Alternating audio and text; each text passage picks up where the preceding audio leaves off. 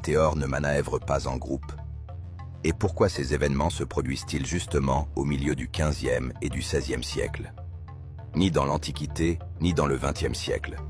C'est précisément à ce moment-là. Comme si quelque chose s'était produit durant cette période. Quelque chose de global. Ce n'étaient pas des anomalies naturelles. Ce sont des combats aériens enregistrés. La guerre spatiale du milieu du XVe siècle. Et le résultat de cette guerre est une catastrophe qui a détruit l'infrastructure de la civilisation. Après le XVe siècle, quelque chose de strange se produit. Les technologies ne se contentent pas de s'arrêter dans leur développement, elles reculent, de manière brusque, comme si quelqu'un avait appuyé sur le bouton de réinitialisation. Jusqu'au XVe siècle, il existe des mesures complexes de distance. La distante distance est une unité de mesure spécifique. Selon les calculs modernes, cela représente plus de 5 trillions de kilomètres. Réfléchissez, 5 trillions. Ce sont des distances interstellaires. La distance jusqu'à l'étoile la plus proche, Proxima Centauri, est de 40 trillions de kilomètres. En d'autres termes, la distante distance est une mesure pour calculer les voyages entre les étoiles. Pourquoi une civilisation aurait-elle besoin d'une mesure de longueur pour l'espace si elle ne voyage pas dans l'espace? Il existe des mesures de temps comparables à la précision des horloges atomiques. Le sig est une fraction de seconde. Il y a plus de 300 millions de sig dans une seconde. Les horloges atomiques modernes utilisent environ 30 oscillations d'une onde électromagnétique comme base. Cela correspond à environ 1 sig. Ainsi, la civilisation ancienne opérait avec les mêmes échelles de temps que nos instruments les plus précis.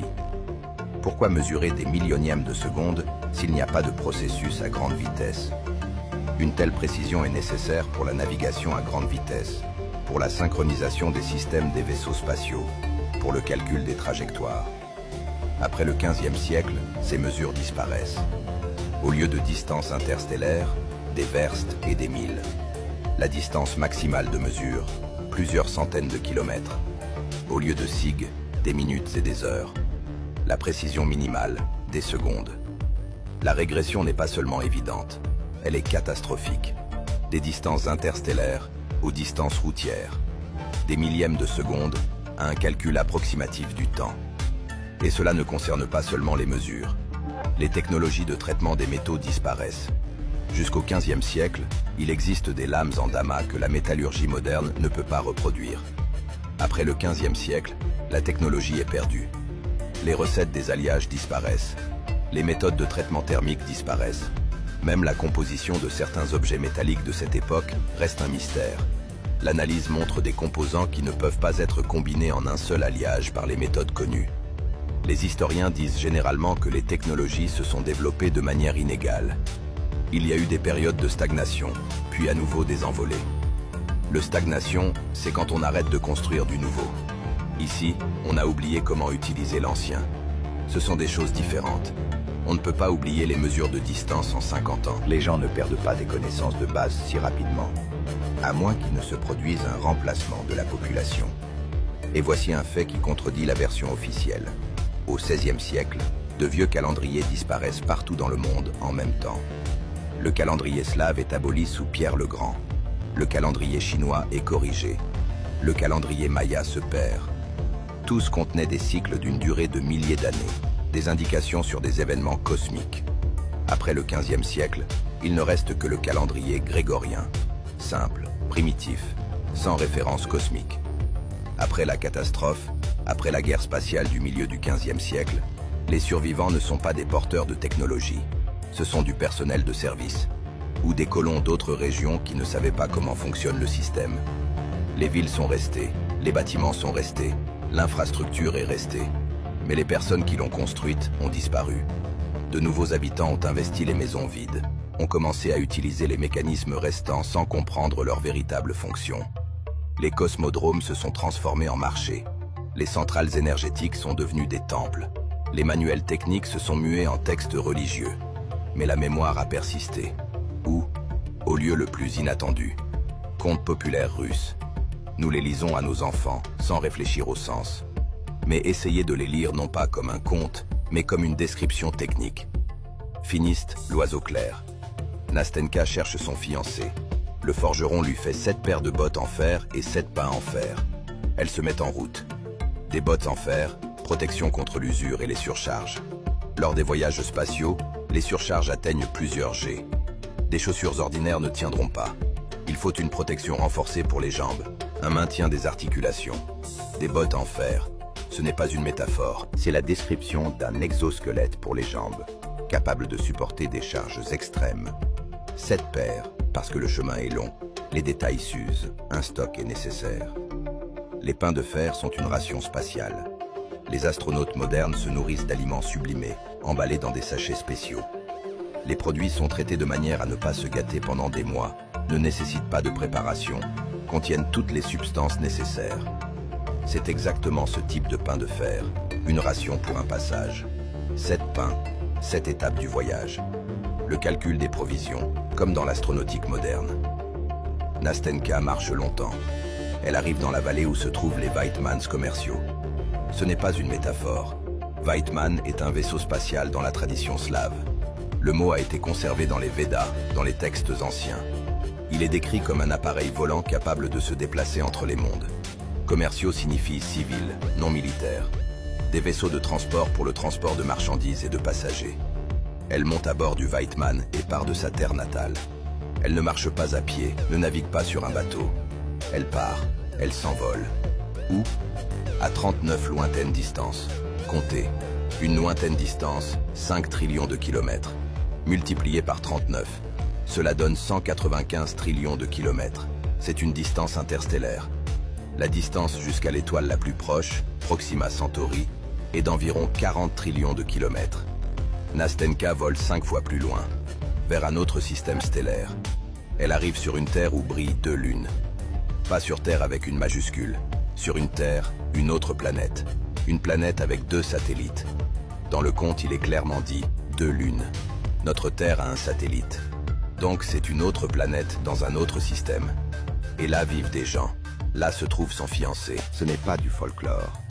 C'est une description technique précise d'un voyage interstellaire, transmise oralement à travers les générations. Lorsque les sources écrites ont été détruites, la mémoire s'est maintenue dans les contes. Maintenant, beaucoup diront des exagérations, des images féeriques, la fantaisie d'un enfant. Distance, ce n'est pas une métaphore. C'est une mesure concrète de distance qui a été officiellement utilisée jusqu'au XXe siècle. Elle a été abolie avec d'autres anciennes mesures lors de l'introduction du système métrique. Mais elle a existé. Et elle mesurait des distances cosmiques. Les pains de fer. La description correspond exactement à l'alimentation spatiale moderne. Nourriture lyophilisée, une ration pour une période déterminée. Coïncidence? Ou quelqu'un savait comment on se nourrit dans l'espace? Une autre conte, la fleur écarlate. Le personnage donne une bague.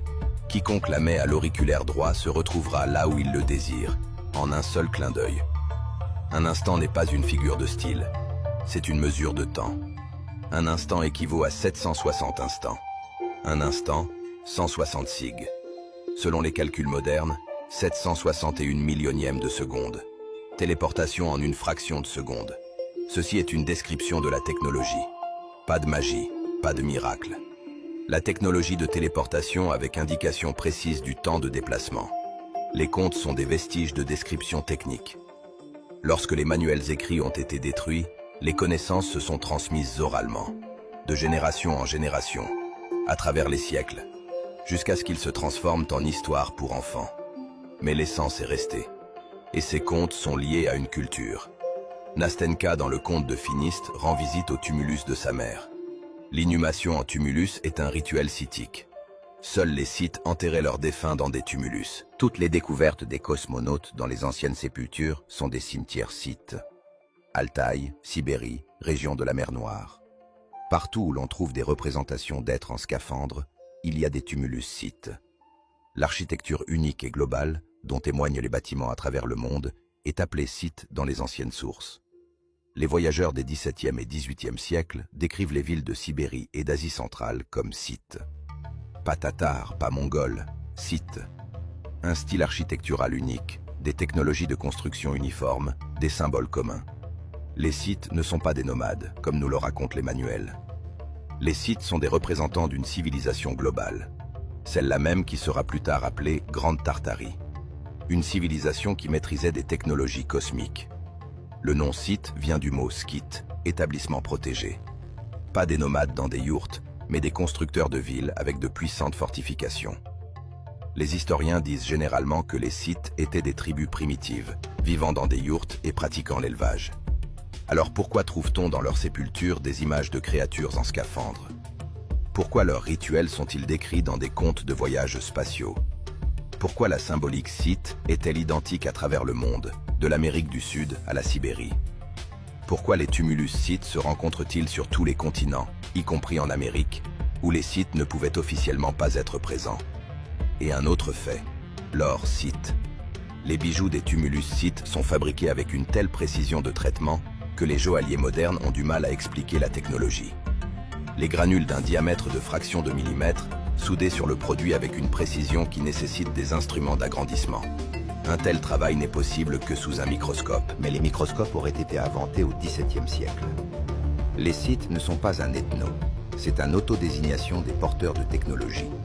Une civilisation globale qui contrôlait la planète. Et elle a été détruite. Au milieu du XVe siècle, le nettoyage a commencé. La guerre spatiale, qui a été enregistrée à Nuremberg et à Bâle, n'est pas un conflit d'État. C'est la dernière bataille d'une civilisation mourante. Tartarie sur les cartes des XVIIe et XVIIIe siècles occupe d'énormes territoires. Puis elle disparaît. Elle est simplement effacée des cartes. En même temps, les dernières mentions des technologies spatiales disparaissent. Ce n'est pas une coïncidence, c'est un nettoyage.